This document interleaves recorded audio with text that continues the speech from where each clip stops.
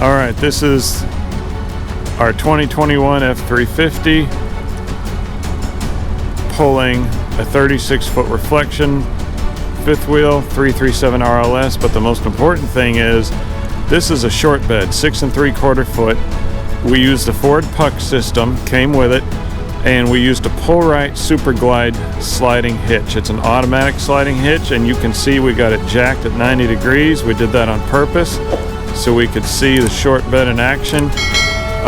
Just in case we ever have to do this in a real life situation, we wanted to make sure under safe, controlled conditions that it would work, and it did. Let's get a little video of the sliding hitch. There's the sliding hitch. I love automatic sliding hitches. They're the best.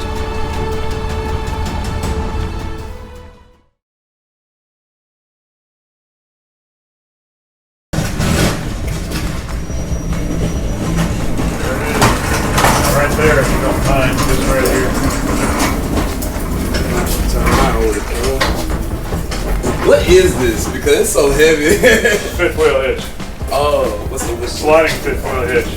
What's this fifth wheel hitch? For, you know, like the tractor trailers that have the pin coming down? Yeah. It's like a fifth wheel RV. It has the kingpin coming down, and in the bed of the truck, it has a horseshoe shaped thing, and the pin slides into it, and it can slide around, and you can use a short bed truck instead of a big long bed. Okay. That's why it's extra heavy. It's got more rails for it to slide around. So what are you doing today?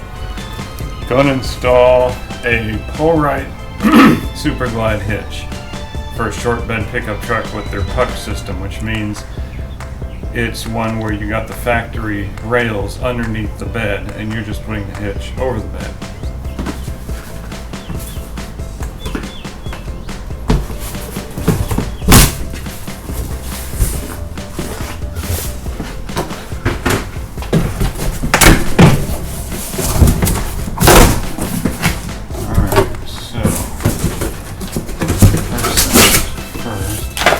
Instructions or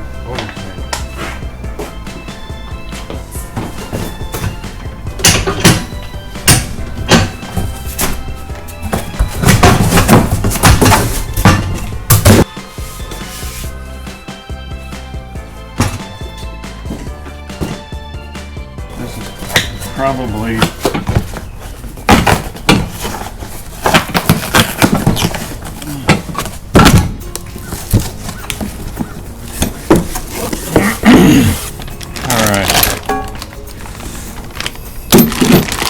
those are the posts that we have to put together. This is other hardware. And these are the actual rails that everything goes on. More instructions. I don't know where you put the other ones.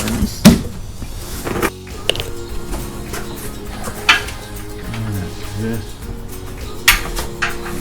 here. And you had the exact same one on the other side that you took off? Yeah, these are the pins that hold in. Okay.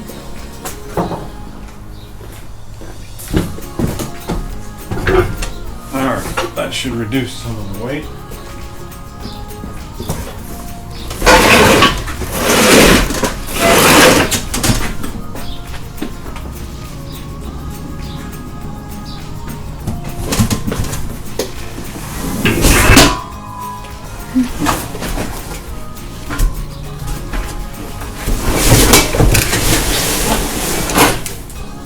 Take it out of the box and I'll make it easier. The box is just a stumbling block.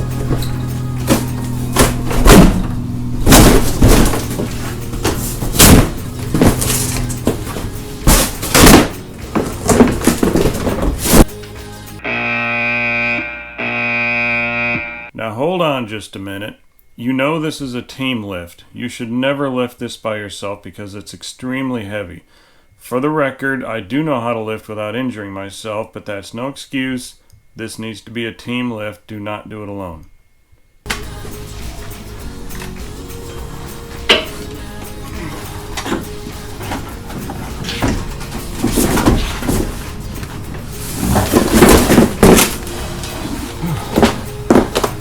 Hope I never have to do that again. These are the handles that you use to lock the hitch into the bed. So I believe, yeah.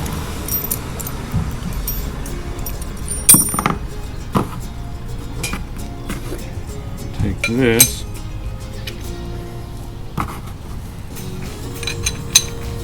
Put the washer on.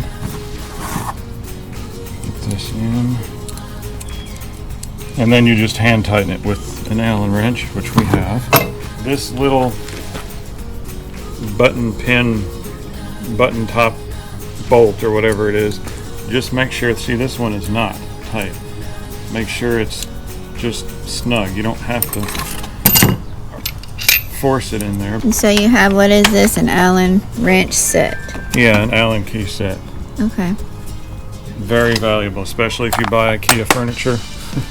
Oh, yeah.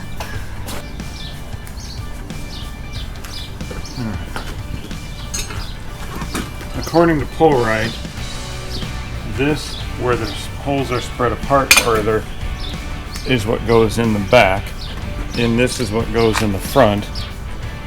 And obviously the smooth side is going to go up against the hitch, so this would be the driver's side. And this one, the passenger side.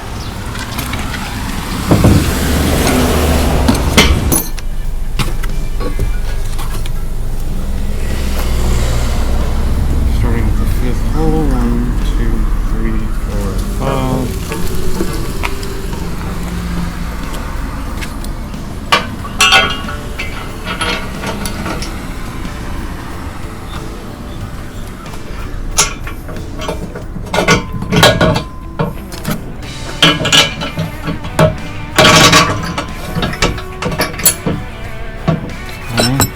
So you skip 2 holes. Yeah. They said put it at the fifth hole. 1, 2, 3, 4, 5. Start at the fifth.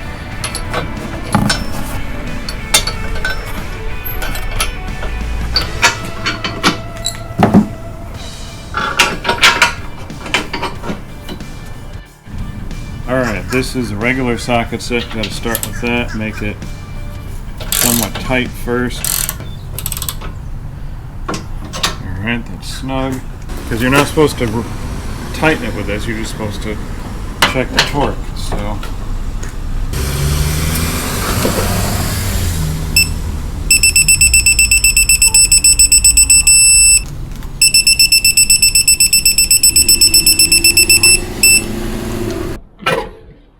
Alright, first thing I have to do is get these up somehow. Oh, okay. Pretty simple. These are the pucks because we got the factory installed fifth wheel prep. Fifth wheel gooseneck prep. Oh, that's pretty easy. Alright, so the next step is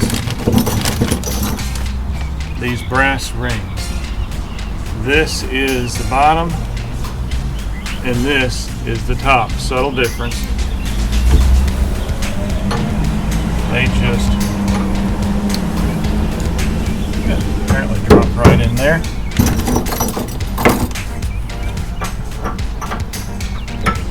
There we go, there's 2. And that provides a round hole to be able to drop a pin through later on. Alright, that does that.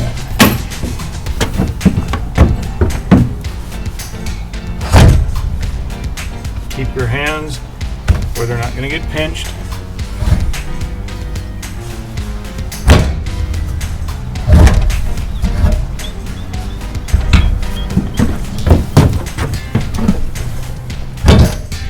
There.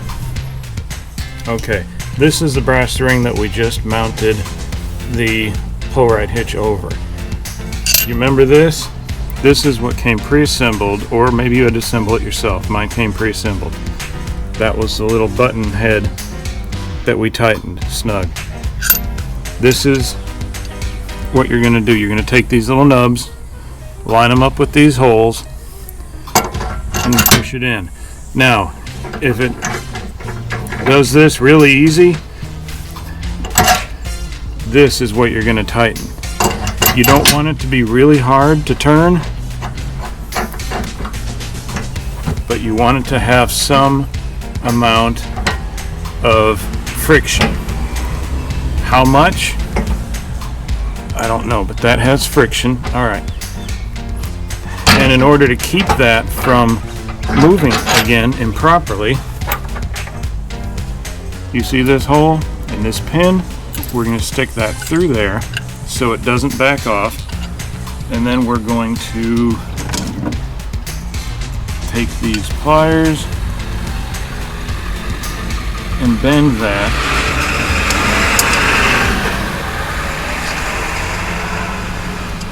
I'm sure there's a better way of doing it. Bend that so it doesn't come out. There. Now that pin's not going anywhere. So push it in, and right about here I'm getting, see, I'm getting some struggle. All right, same thing on this side. Cotter pin.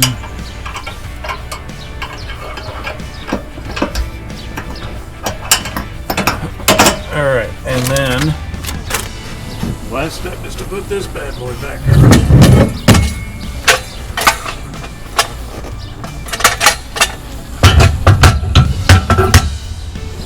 All right, this is simple.